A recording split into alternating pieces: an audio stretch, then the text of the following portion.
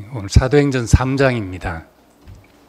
3장 전체인데 1절부터 10절까지만 읽겠습니다. 제9시 기도 시간에 베드로와 요한이 성전에 올라갈새 나면서 안선병이 된 자를 사람들이 메고 오니 이는 성전에 들어가는 사람에게 구걸하기 위하여 날마다 미문이라는 성전 문에 두는 자라.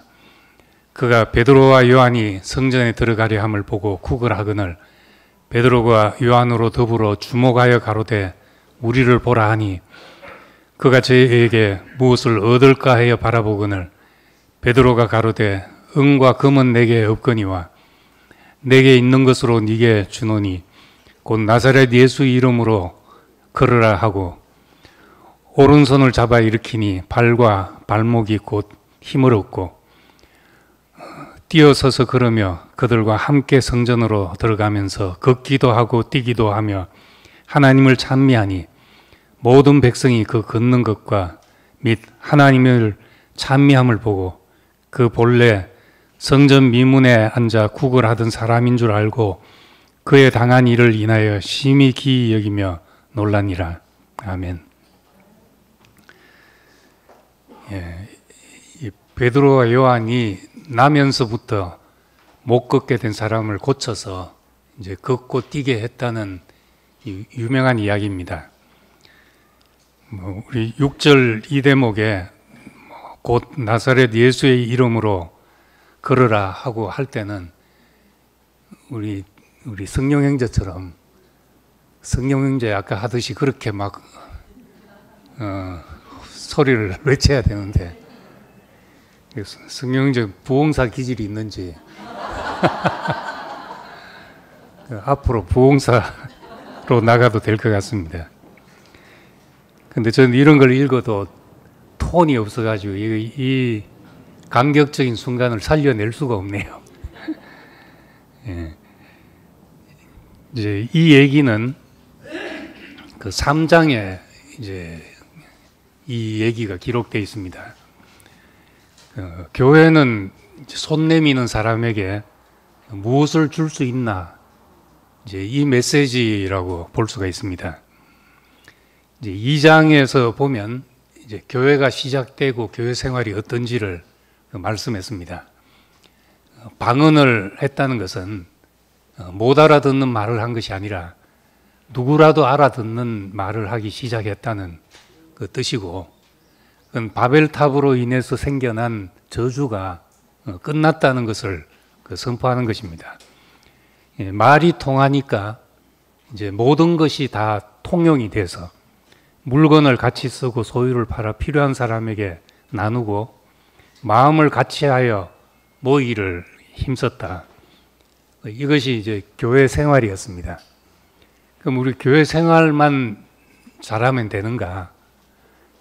교회 밖으로 우리는 무엇을 할 수 있는가? 교회는 무엇을 줄 수 있는가? 이제 이 문제가 3장에서 우리가 봐야 될 문제입니다. 성전에 올라가는 미문이라고 했는데 한자 말이니까 아름다운 문이란 말입니다. 성전 중에서도 가장 아름다운 문 앞에 구걸하면서 살 수밖에 없는 사람들이 들어다가 여기 옮겨 놓고 평생 구걸하며 살게 그렇게 했습니다. 왜 하필 여기다 옮겨 놓는 것이겠습니까? 아무데나 길거리에 놔도 되는데 그 성전에 그것도 가장 아름다운 문에다가 나면서부터 못 걷는 사람을 놓고 이제 사람들에게 구걸하게 했습니다. 이 성전은 이제 헤롯이 지은 성전입니다. 그 헤롯은 유대 지역을 통치하는 왕이었지만은 이 출신이 에서 족속이기 때문에 이제 혈통의 콤플렉스가 있는 사람입니다. 유대 지역을 다스리기에는.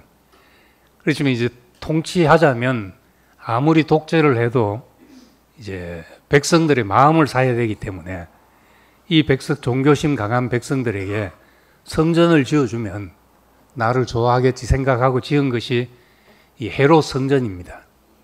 그래서 어마어마한 돈을 들여서 어마어마한 규모로 솔로몬 성전 또 스룹바벨 성전에 이어서 그보다도 훨씬 화려한 성전을 여기 지었고, 이 미문이라는 곳은 이제 황동을 입힌 문이기 때문에 이제 성전 중에서도 가장 아름다운 문이죠. 사람들은 이 문을 들어가면서 하나님에게 특별히 우리는 선택받은 백성이라는 그런 종교적인 허영심을 가지고 들어갑니다. 그렇기 때문에 이제 나는 선한 사람이다. 난 하나님이 보실 때 참 인정받은 사람이다. 이 마음을 가진 사람한테 손을 내밀면 안 주기가 그렇잖아요. 그래서 교회도 보면은 꼭 이제 교회에 돈을 얻으러 다니는 사람들이 있습니다. 교회이기 때문에 야박하게 뭐 거절하겠나 싶어가지고 이제 교회만 찾아다니는 사람들이 있습니다. 있어 보면. 그렇듯이 이 사람도 그 어떤 유대인들의 종교적인 그 우월감과 허영심과 이런 것을 이용해서 그 앞에 손을 내밀고 살아가는 사람이죠. 거절 못할 위치에서 이렇게 손을 내밀고 있는 사람입니다. 그러니까 이 성전을 지은 헤롯과 성전을 출입하는 유대인은 사실은 둘이 아니고 하나죠. 그 어떤 목적에서 만나지고 있는 겁니다. 똑같이 날 때부터 장애를 가진 이 사람과 성전 문을 드나드는, 잘 차려입고 성전 문을 드나드는 사람은 모양이 전혀 대비되지만은 서로의 동전양면 같은 그런 모습입니다. 한편으로는 하나님의 집을 드나드리면서 한편으로는 혜택을 바라고 구걸하는 이런 모습이 종교적인 모습이었던 겁니다. 이 대비되는 그림, 예수님은 이제 구제할 때 오른손이 하는 일을 왼손이 모르게 하라 그렇게 말했습니다. 근데 이제 이 말씀대로라면은 정말 조용하게 모르는 곳에 있는 사람에게 찾아가서 이제 구제해야 되잖아요. 그런데 꼭 구제는 이렇게 사람들이 다 보는 자리에 있는 데서 일어납니다. 이 종교적인 외식을 먹고 사는 그런 사람이죠. 종교인들은 또 그렇게 해야 자기 의가 드러나기 때문에 미문의 안전뱅이에게라야 이제 동전이라도 흘러가게 되는 겁니다. 이 구걸한 사람은 또 그 종교심을 이용해서 이렇게 생존해 가고 있는 겁니다. 네, 여기서 우린 이제 기적이 뭔가를 다시 생각해 볼 필요가 있습니다. 복음서에도 예수님이 기적을 행하신 것이 나오고 사도행전에도 사도들도 역시 기적을 행했습니다. 날 때부터 그럴 수 없는 사람이 4장 22절에 보면은 40여 세쯤 되었다 했습니다. 그러니까 40년 동안 다리를 전혀 못 쓰고 산 사람이죠. 그런데 갑자기 이제 나사렛 예수의 이름으로 일어나 걸어라 하니까 일어나서 걷고 뛰기도 하더라는 겁니다. 이게 이제 우리 생각에 과연 가능하겠습니까? 이제 아파서 한 달만 누워 있으면 다리 근육이 다 풀립니다. 풀려가 걷기가 제대로 걸을 수 있나 싶을 정도로 됩니다. 저는 이제 20대, 이제 30대, 30살 되자 한 달 병원 입원해 있었는데 이 입원해서 일어나니까 이제 몸이 이게 물론 이제 젊을 때니까 걷기야 걷고 하지만은 이 근육이 풀렸다는 것이 느껴질 정도인데 나면서부터 그랬다면 이 근육이 없는 거죠. 쓸 수 있는 근육이 없는데 이 누가는 의사라서 소상히 이야기하고 있습니다. 였으니까 오른손을 잡아 일으키니 발과 발목이 곧 힘을 얻고 어디에 힘을 줘야 설 수 있는지를 의사라서 잘 알아가지고 마태가 스탔으면 이렇게 소상하게 묘사를 못했을 텐데 어떻게 관찰을 했는지 발과 발목이 힘이 생겨가지고 걷더라 이렇게 묘사를 합니다. 근데 그래 이런 일은 우리가 물리적으로는 잘 모릅니다. 생리적으로는. 근데 이제 이 시대 1세기에는 사람들의 사고가 병이나 장애는 하나님의 창조 질서가 파괴된 것이라고 생각을 했습니다.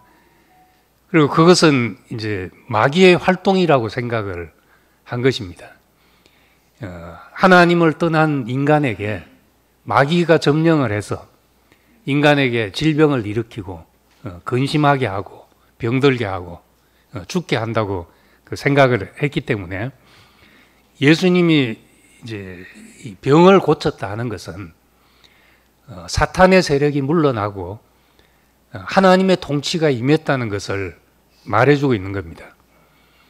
그래서 마태복음 12장에 보면 예수님이 귀신 쫓아낸 것을 보고 사람들이 저건 바알세불을 힘입어서 귀신을 쫓아낸다 그렇게 말했습니다. 그러니까 예수님이 이렇게 반문을 했죠. 사탄이 사탄을 쫓아내면 그 나라가 어떻게 되겠냐. 스스로 갈라진 게 아니냐. 그러나 하나님의 영을 힘입어서 귀신을 쫓아내는 것이면 너희의 나라는 하나님의 나라는 너희에게 이미 왔다. 그렇게 말했습니다. 그러니까 이 귀신을 쫓아낸다, 병이 낫는다는 의미는 예수님의 말씀대로 하나님의 나라가 우리에게 왔다는 것을 말하는 겁니다. 하나님의 통치가 우리에게 임했다는 것을 말하는 겁니다. 기적은 단순히 초자연적인 현상이 아니고 사탄에 의해서 파괴된 질서가 회복되는 것이고 하나님의 나라가 그들에게 왔다는 증거였습니다. 우리에게도 기적이 있다면 하나님의 통치가 임하는 것이죠. 난 옛 생명으로 살면서 옛 생명의 본성을 이기기가 힘듭니다. 사람은. 본성을 이기기가 사람은 참 힘듭니다. 그런데 우리에게 예수를 그렇게 살게 하신 생명이 우리에게 와서 그것이 나를 움직여 간다. 이것이 가장 큰 기적이죠. 이제 사도행전을 보면서 사도행전 성령 행전이라고 말했습니다. 성령이라는 말이 익숙하지 않으면은 생명이라는 말을 해도 같은 의미라고 했습니다. 생명의 성령의 법이 하는 이제 이런 표현들은 그 성경의 동의 반복으로 같은 의미를 다르게 표현하는 겁니다. 그러니까 우리는 이제 그동안 생명을 따라 산다 이렇게 말을 많이 했죠. 그걸 이제 보통 많은 기독교인들은 성령을 따라 산다 그렇게 표현을 합니다. 어느 것이 맞네 할 수 있는 게 아니라 각자 경험하고 각자 이해된 대로 표현을 하는 것이죠. 그래서 이 사도행전에는 성령의 일하심을 따라서 이런 일이 일어났던 겁니다. 하나님의 통치가 하나님의 영이 와서 하나님의 통치가 임했는데 우리의 경험적으로 말하자면 내 본성이 아닌 다른 생명이 우리에게 와서 나를 이끌어가고 나를 그렇게 살게 한다면은 이것이 이제 하나님의 나라가 도래한 것이고 이것이 우리에게 일어난 가장 큰 기적인 겁니다. 네, 이제 우리는 이런 사람에게 무엇을 줄 수 있는가? 베드로와 요한은 그렇게 말했습니다. 은과 금은 내게 없으나 내게 있는 것을 그대에게 주니 나사렛 예수의 이름으로 일어나 걸으시오. 이렇게 말했습니다. 은과 금이 없다. 너에게 줄 돈이 없다. 그 앞에 2장에 보면은 모든 소유를 팔아서 필요를 따라 사람들에게 나눠주고 다 했습니다. 그런데 이제 야박하게 이래 구걸하는 사람에게 나 돈 없다 하는 게 좀 이상하지 않습니까? 2장 끝과 3장 첫 절, 3장 앞부분을 보면은 이제 왜 이렇게 말했겠냐는 거죠. 이 구걸할 사람을 도울 돈이 정말 없었는가? 근데 돈이 없어서 없다고 했기보다 그것으로는 하나님의 영광을 나타내는 일과 무관하다는 말입니다. 물론 줄 수도 있죠. 우리에게 손을 내미는 사람에게 도움을 베풀 수도 있고 또 그렇게 하는 것이 당연할 수도 있습니다.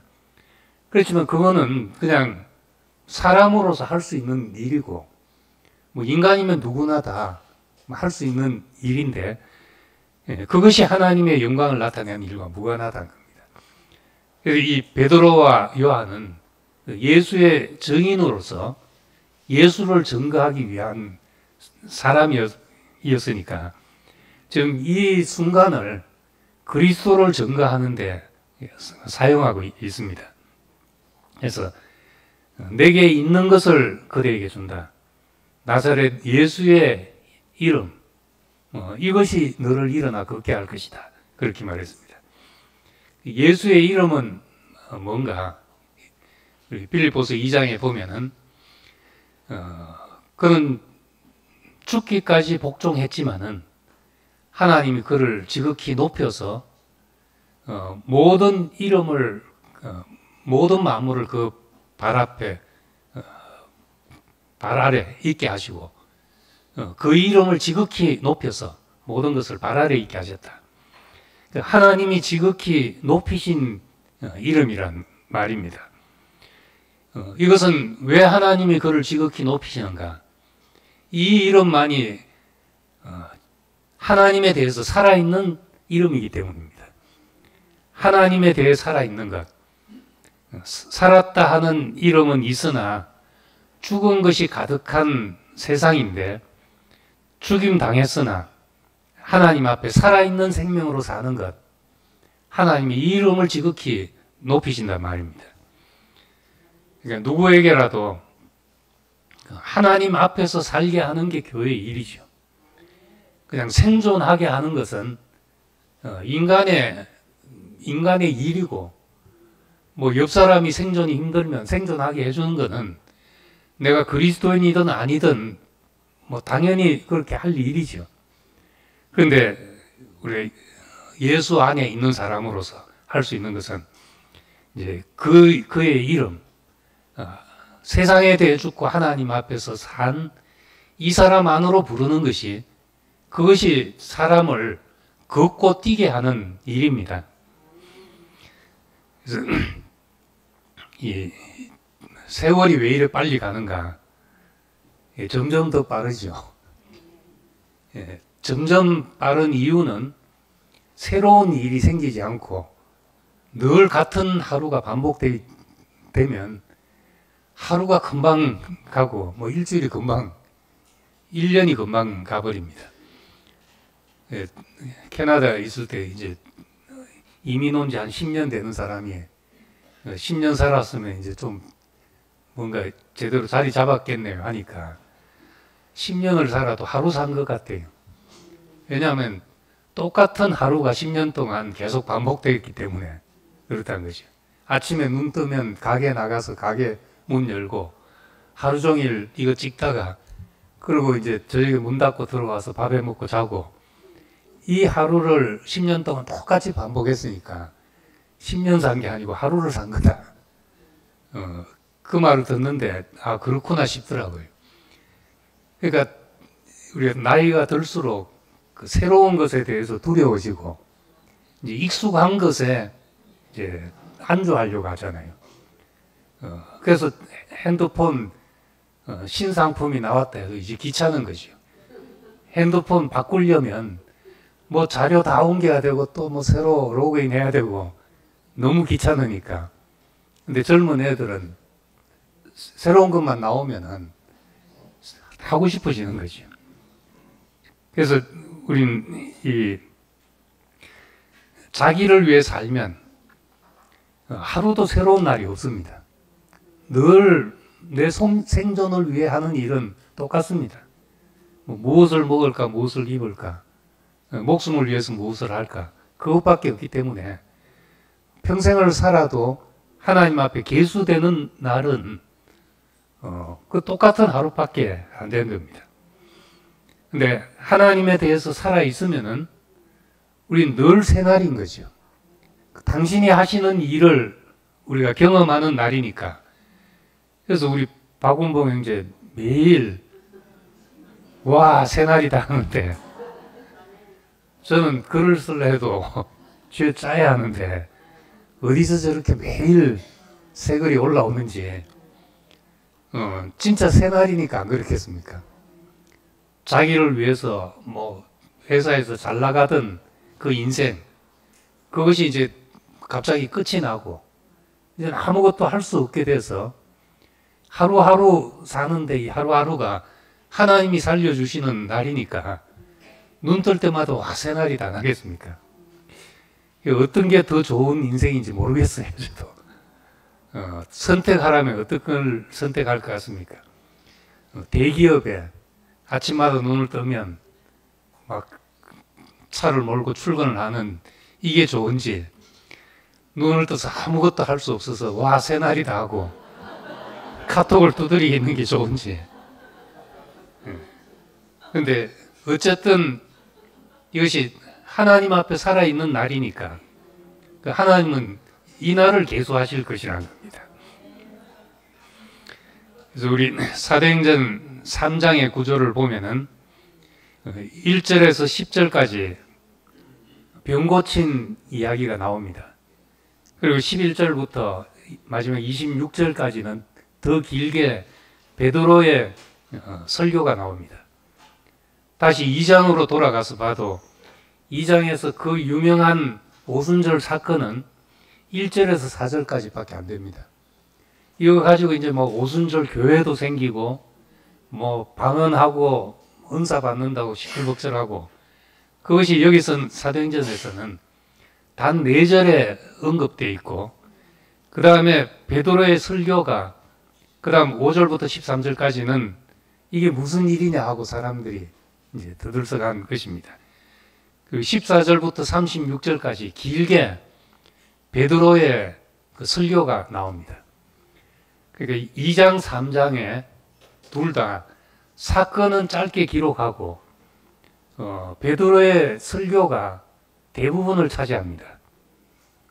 이 복음서도 그렇지만 이 사도행전도 지금 이게 무엇을 말하는 건가? 이 기적이나 놀라운 사건을 중심에 두고 있지 않다는 겁니다. 성경이 우리에게 보여주는 것은 어떤 사건이나 기적을 말하려고 한 것이 아니라 하나님의 사람에게 하시고자 하는 메시지가 중심인 겁니다. 그래서 예수님도 5,000명을 먹이고 뭐 논쟁도 하고 하시다가 내가 너희에게 이런 말이 영이요 생명이다 이렇게 말씀했습니다. 그러니까 우리는 이 사도행전을 보면서도 이 메시지를 읽는 것이 하나님의 말씀을 보는 것입니다. 이제 주일학교에서 가르치자면 2장에서는 막 방언을 했다 그러고 3장에서 안전뱅이가 일어났다 그러고 이걸 가지고 연극도 하고 이렇게 했겠지만, 이제 우린 다 이제 장성했으니까 딱딱한 것을 먹어야 되잖아요. 이 사건이 말하고자 하는 것, 하나님에 대해서 살아있는 이 사람을 증거하기 위해서 이 안전뱅이를 일어나게 한 겁니다. 그래서 이 일을 보고 사람들이 11절에 보면 백성이 크게 놀라며 달려가 솔로몬 행각이라 칭한 행각에 모여서 베드로와 요한을 보고 이게 어떻게 된 일이냐 하고 놀랐습니다. 근데 12절에 보면 이스라엘 사람들아 이 일을 왜 기이 여기느냐, 우리 개인의 권능과 경건으로 이 사람을 걷게 한 것처럼 왜 우리를 주목하느냐 이렇게 말합니다. 이 말은 우리가 그냥 지나칠 뭐 당연한 말이지 하고 지나칠 수 있는 말이지만은 사도행전 곳곳에 이런 메시지가 담겨져 있습니다. 사람은 이제 하나님의 형상으로 지어졌으니까 하나님이 나타나시자면 사람을 통해서 나타나야 합니다. 당신의 영광과 당신의 생명과 본성과 모든 것이 사람을 통해서 드러나도록 사람을 지었습니다. 하나님의 영광이 따로 하늘에 있는 것이 아니라 우리를 통해서 영광이 나타나게 되죠. 그럴 때 우리는 이 축복의 통로로서 우리는 형상이고 축복이 흐르는 통로고 열매를 내게 하는 밭으로서 이것이 사람이 하나님 앞에 있는 올바른 위치입니다. 그 사도행전은 사도들이 예수를 전하는 과정에서 우리는 예수님은 안 계시고 이제 사도들이 있으니까 이제 우리는 우리에게 당신이 예수입니다 할 수 있잖아요. 얼마든지. 그래서 갈라디아 교회 사람들에게 너희가 우리를 예수같이 하나님같이 영접했다. 바울이 그렇게 이야기했으니까 그런 일이 생길 수 있습니다.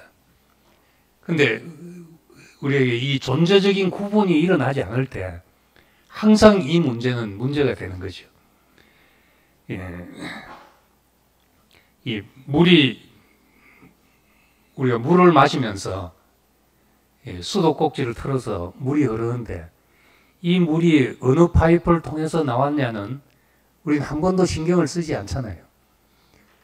불을 켰는데 이 불을 보고서 이 불이 어느 전선을 통해서 왔는지 이런 것 우리는 별로 신경 쓰지 않습니다. 그와 마찬가지로 우리는 축복을 흐르게 하는 통로고 하나님을 나타나게 하는 그릇으로서 형상이다. 이 위치를 제자들은 분명히 하려는 것을 사도행전을 통해서 보게 됩니다. 그래서 베드로는 왜 우리를 주목하냐 하면서 이제 예수를 증거하는 기회로 삼습니다. 13절에 아브라함과 이삭과 야곱의 하나님 곧 우리 조상의 하나님이 그의 종 예수를 영화롭게 하셨다. 그렇게 말합니다. 이 종은 예수를 여기서는 종이라고 말합니다. 그 뒤에 이제 끝에 가서 26절에도 하나님이 그 종을 세워 복을 주시려고 너희에게 먼저 보내사 너희로 하여금 돌이켜 각각 그 악함을 버리게 하시다. 예수를 종이라고 말했는데 하나님의 아들이라고 하면 높이는 것이고 종이라고 하면 낮추는 말이 아닙니다. 종이라고 하면 충성된 점에서는 종이고 또 생명이 나타났다는 점에서는 아들이죠. 하나님의 생명이 그대로 우리에게 나타났다는 점에서는 우리는 아들이라고도 하고 아버지께서 하라고 하시는 일을 내가 했다. 이런 점에서는 예수님은 종이었던 겁니다. 그래서 제자들은 예수를 가리켜 종이라고도 말하고 아들이라고도 말하고 주라고도 말하고 이렇게 해도 전혀 헷갈리지가 않았죠. 그 실체를 알았기 때문에. 그러면서 베드로는 이제 메시지를 전합니다. 15절에 생명의 주를 너희가 죽였다. 그러나 하나님이 죽은 자 가운데서 살리셨으니 우리가 이 일의 증인이다. 생명의 주를 죽였다 했는데 지난 주 베드로 설교에서도 말했지만은 우리가 언제 예수를 죽였냐 이럴 수 있습니다. 그런데 우리는 지금도 보면 그런 성질을 날마다 우리에게서 무시하고 죽이고 있는 겁니다. 그런 성질이 나오면 우리는 항상 싫어하고 무시하고 죽이기 때문에 우리가 깨닫게 되면 내가 죽였구나 이렇게 알게 되죠. 그리고 이것이 내 죄구나. 더 나아가서 나를 위한 죽음이었고 내가 죽은 것이구나. 이렇게 알게 됩니다. 그래서 예수의 죽음을 보고 내가 죽었다고 하면 맞고 내 죄 때문에 죽었다고 하면 틀렸고 이렇게 나누는 것은 실상을 몰라서 그런 거죠. 그렇게 깨달아 가는 겁니다. 그래서 우리는 다 예수의 죽음을 보고 내가 그것을 죽였구나. 그러니까 나는 하나님이 나에게 두신 것을 나는 죽이고 있는 사람이니까 내가 하나님 앞에서 죽었던 사람이라는 것을 알게 됩니다. 그의 일에 대해서 난 그럴 수가 없었고 그에 대해서는 할 말이 없는 사람이고 그가 하시는 일을 들을 수도 없고 볼 수도 없는 사람이었으니까 죽은 사람이죠. 말은 잘하는데 우리에 대해서 하나님이 우리에게 하신 일에 대해서 말하자면 아무 할 말이 없는 사람이 있고 정말 나를 말하자면 아무 할 말이 없는데 하나님이 하시는 일을 말하자면 무궁무진한 사람도 있는 거죠. 무엇에 대해 살아있냐 하는 문제입니다. 우리에게 있는 기적은 바로 이렇게 하나님에 대해서 살아있어서 걸을 수 있고 뛸 수 있고 말할 수 있는 사람이 된 것. 이건 다시 말하자면 살아가는 다른 이유를 가진 사람이 된 것입니다. 예수님은 내게는 너희가 알지 못하는 먹을 양식이 있다. 나의 양식은 나를 보내신 이의 뜻을 행하며 그 일을 온전히 이루는 것이다. 이 말씀을 하셨으니까 우리의 이 말은 나에게 너희가 모르는 다른 사는 이유가 있다. 사는 소망이 있다는 겁니다. 빌립보서에서 바울이 한 말로 하자면 사람들이 나를 괴롭게 하려고 예수 이야기를 한 사람도 있고 진심으로 예수 이야기를 한 사람도 있는데 나는 이래도 좋다. 이래도 좋고 저래도 좋다. 나를 괴롭게 해도 예수 이름이 거론되면 좋고 진심으로 하면 더더욱 좋고 살아서 그리스도가 존귀된다면 사는 것이 좋고 죽어서 그리스도가 존귀된다면 죽는 것도 유익하다. 이제 이런 사람이 됐던 겁니다. 이거는 사는데 세상에 없는 다른 이유를 가졌기 때문입니다. 그렇기 때문에 다른 문제들에 대해서 우리가 발 아래 둘 수 있는 사람이 되는 거죠. 교회 안에서도 내 필요를 찾으면 아무것도 만족스러운 것이 없을 수 있습니다. 예수의 이름 안에 죽고 다시 사심 안에 그 안에 그 사람들이 찾는 내가 참으로 찾는 모든 소중한 것이 이제 그 안에 있음을 알게 될 때 우리는 그 부요함에 이르게 됩니다. 그래서 25절에 그렇게 말합니다.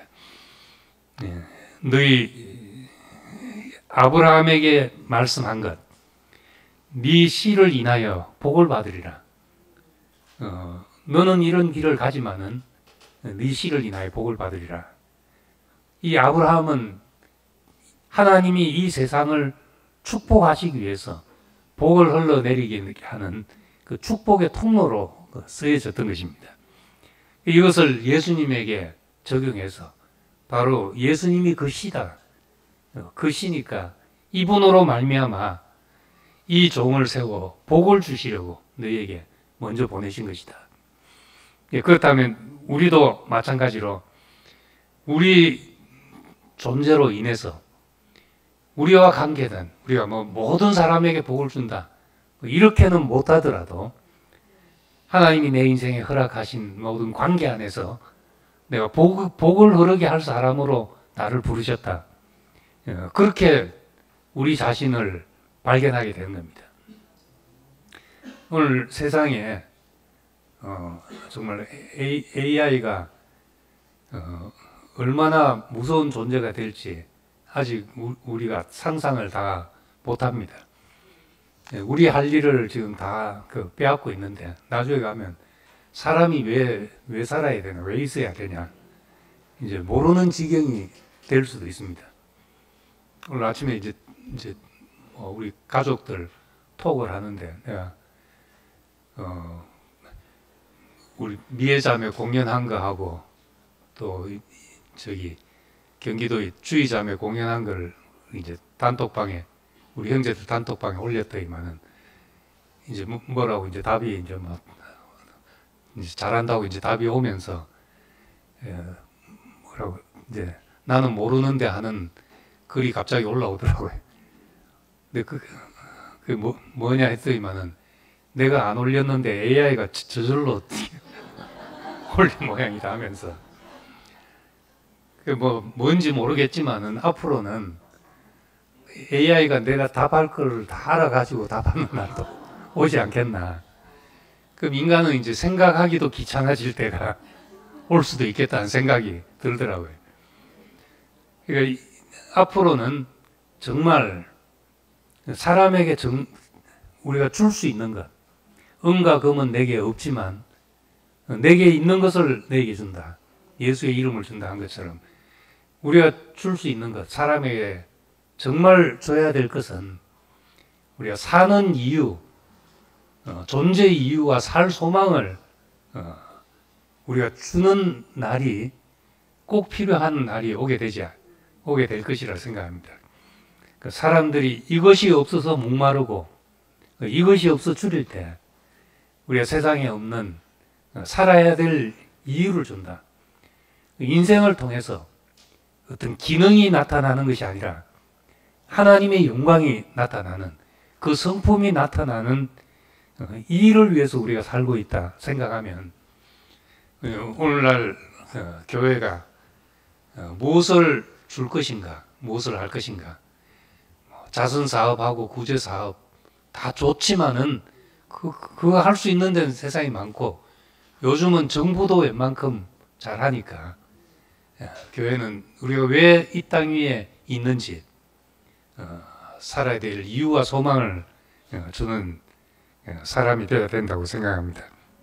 그래서 이제 캐톨릭 성경에 보면은 복이라는 말을 행복이라고 해놨더라고요. 복 있는 사람은 하고 시편에 말했는데 행복하여라 물가에 심긴 나무처럼 이제 그렇게 돼 있더라고요. 하나님과 관계를 가지고 살아가는 사람은 참 행복하다. 이 관계 속에서 우리가 모든 축복이 흐르는 이 세계, 그것이 예수의 이름이고 우리가 세상 앞에 내놓을 것이죠. 그래서 우리 존재를 위해서 우리와 관계된 모든 사람이 복을 누린다. 우리가 있어서 사람들이 행복해진다. 우리 재미있는 사람은 아니지만은 우리 존재로 인해서 잔치가 벌어진다.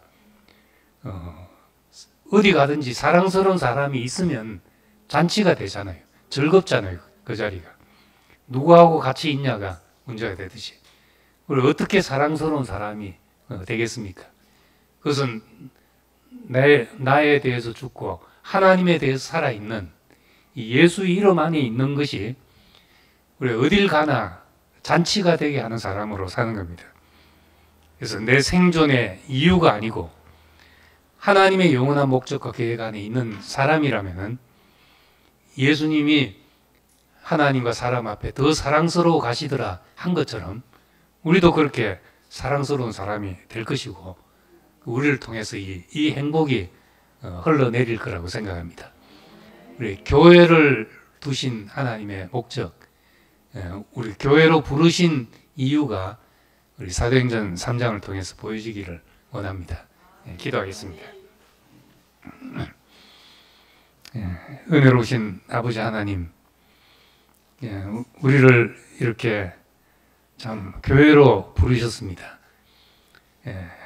세상에서 내 생존을 위해서 고민하고 살아야 될 인생을 하나님이 우리를 살게 하신 그 이유를 가지고 사는 사람으로 부르셨습니다. 세상에 대해 죽고 내가 바라는 내 본성에 대해서는 죽고 하나님에 대해서 산 자가 되게 하시고 하나님의 관심과 소망과 이 땅 위에 흘러내리고자 하는 그 축복에 대해서 우리 자신이 통로로 쓰여져서 가는 곳마다 우리로 인해서 축제가 열리고 잔치가 벌어지는 그런 사람으로 살게 되기를 원합니다. 우리가 이 일에 씨앗이 되기를 원하고, 작고 미약하지만은 이런 일들이 우리에게서 시작되기를 소망합니다. 예수님 이름으로 기도드립니다. 아멘.